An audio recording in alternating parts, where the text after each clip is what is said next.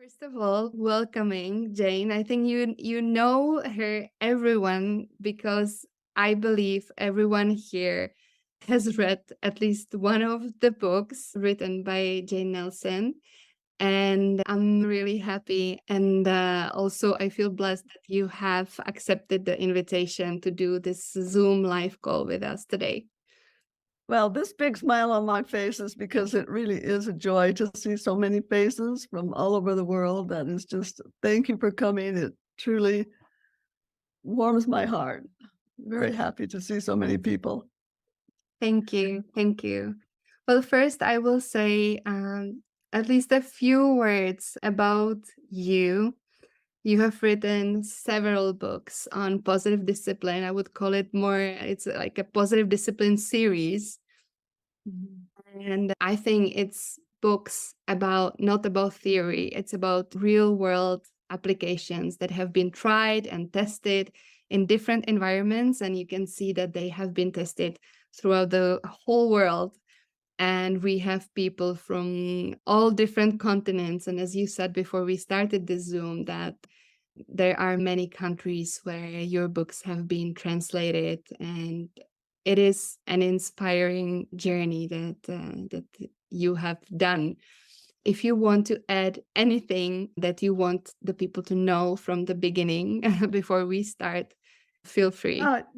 I was just thinking it would be fun to have everybody raise their hand if they are already familiar with positive discipline. For example, I see Manal, and I know, aren't you a trainer, Manal? Yeah, she's a positive discipline trainer, and I wonder if there are other people here who have taken the positive discipline training. Oh, there's Susan, yeah. Okay, Eris is also raising. And Miss Susie. Malvina. Oh, Malvina. How many people are familiar with Montessori or connected with Montessori? Because one of our latest books is Positive Discipline in the Montessori Classroom. Great, because Montessori and Adler and Dreikers, they had the same philosophy about children. So that's why we're so compatible. How do you think are children different today than they were 100 years ago? And are they different? I think that there are many differences because everything is different. Everybody is different. Parents are different. It really was way back in the day when children were to be seen and not heard. But we could just go on and on about this. For one thing, technology has changed our children in ways that kind of worry me. But they're very different. All the more reason why we need to have the kind of tools that help us navigate these changing times. If you have questions, you can post them in the chat, and maybe we will try to choose some. And if you want to ask questions, it would be nice to ask questions more in a general tone. Let me just tell you why we ask for more general questions rather than doing coaching. One of the things you're going to learn about positive discipline, it is based on the work of Alfred Adler and Rudolf Dreikers, who really believed that you don't just deal with the behavior, you deal with the belief behind the behavior and the discouragement behind the behavior. And most people, if you picture an iceberg, and many discipline programs deal just with the tip of the iceberg, the behavior. The tip represents the behavior.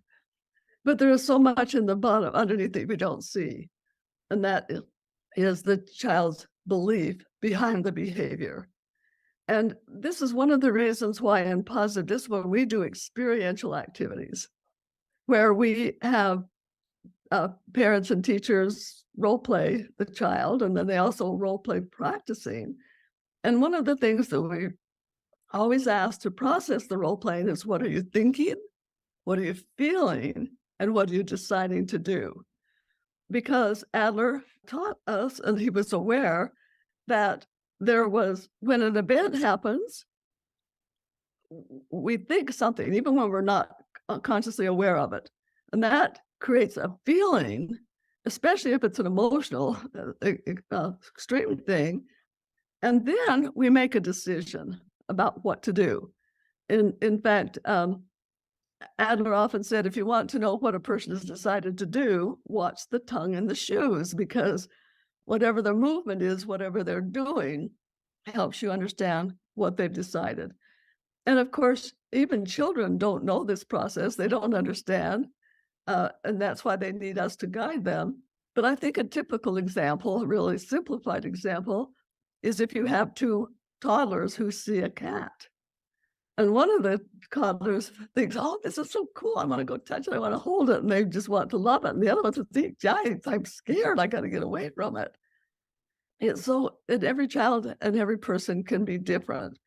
And so we're not only interested in what the child is doing, but usually if it's misbehavior, it's because it has to do with the basic at the very bottom of the iceberg is the need to belong and to feel significant. And if a child believes I don't belong or I'm not significant, they then feel discouraged and they choose different ways. And we have I'm just going on and on, Lucy. I hope you don't mind, No, you can go on and on. I think everyone is here to listen to you, so go on and on. but we have what we call the mistaken goal chart. And because Dreikers, especially and Adler, they found out that there are usually four main categories of why children misbehave. And they are either they feel I don't belong, and so I need more undue attention. Now, everybody wants attention, but undue attention is kind of annoying. Another child might think I don't belong, but I won't let you boss me. I'm going to be the boss. And another child might say, I don't belong, and that hurts. Oh, so they go in, let's see, there's undue attention, misguided power. Then there's revenge. The child feels deeply hurt that they don't belong. And so what they decide is they're going to get even, they're going to hurt back. And then there's the child who feels, I can't belong, I give up. So they go to assumed inadequacy. And when people would ask Dreikers, why do you keep putting children in these boxes? And he said, I don't keep putting them there, I keep finding them there. And that's why when we go and everyone, there's a copy of the Mistaken Goal Chart is a free download at our positivediscipline.com. We have several free downloads there. But it is so important that this is why we do role playing and why we even do a process called the Parents Helping Parents problem solving steps, where they role play the behavior and they role play exactly what happened, and then they brainstorm for things that might be we try to determine what the mistaken goal is, and then we find ways to encourage the child because they don't need punishment, they need encouragement, and that does not mean permissiveness. That the thing is, there's even your original question. One of the reasons that children are so different today is the two main ways of methods of working with children has either been punishment and reward or permissiveness.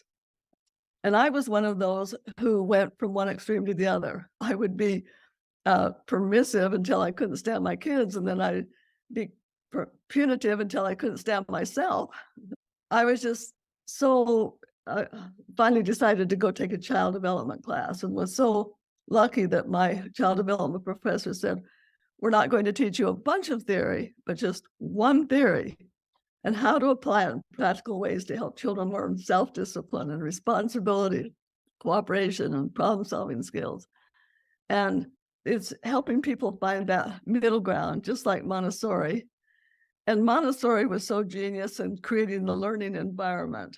And Adler and Dreikers, they focused more on the behavior and the reason for misbehavior. And one of the reasons Montessori teachers get discouraged sometimes is because they really set up this wonderful learning environment that is so inviting. And then they have those few children who are in that discouraged mode and they're just not sure what to do about that. So we're here to help. You talked about permissiveness, and I think that's what we encounter now more and more, that many parents embrace permissiveness as their primary approach to discipline. Do you want to talk a little bit more maybe about that? Do you have any thoughts? And how would you coach families towards more effective child guidance? I have a lot of thoughts on that.